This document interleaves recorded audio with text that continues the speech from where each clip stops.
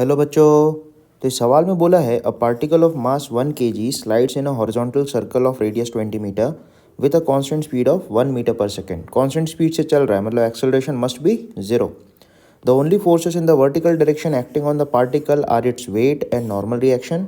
However no information is available about the forces in the horizontal plane.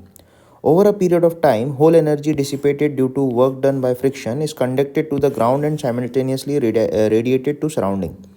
If the coefficient of friction is 0.5, then actually यहाँ पे हो ऐसे रहा है ना कि एक हॉरिजॉन्टल प्लेन में एक सर्कल है, बेसिकली ऊपर से हम देख रहे हैं और एक टेबल पे एक सर्कल बना हुआ है, राइट। अब इस सर्कल पे ना एक ब्लॉक इस तरीके से चल रहा है ताकि उसकी स्पीड जो है वो अपन को 1 मीटर पर सेकेंड दे रखी है, constant speed 1 metre per second से ये चल रहा है, राइट।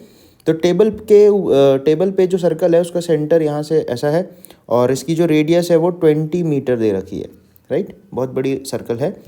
तो बेसिकली 1 किलो का इसका मास है। वर्टिकल डायरेक्शन में मतलब अंदर mg बन रहा होगा और नॉर्मल रिएक्शन बाहर निकल के आ रहा होगा out of the plane of this screen, right.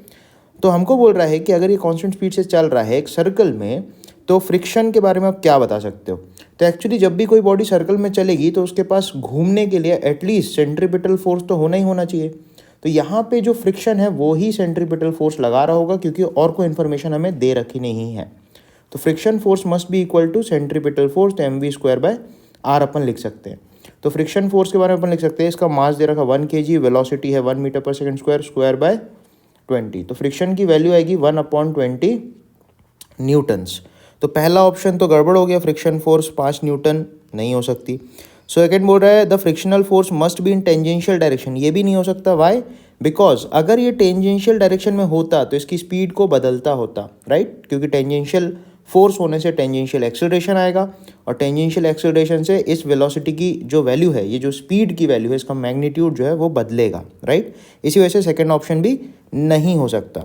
Third option में बोल रहा है friction force must B toward the centre, बिल्कुल सही बात है, बिकॉज हमने यहाँ पे बोला ही है कि इसको सेंट्रीपिटल फोर्स कौन दे रहा होगा, डेफिनेटली फ्रिक्शन ही दे रहा होगा, राइट।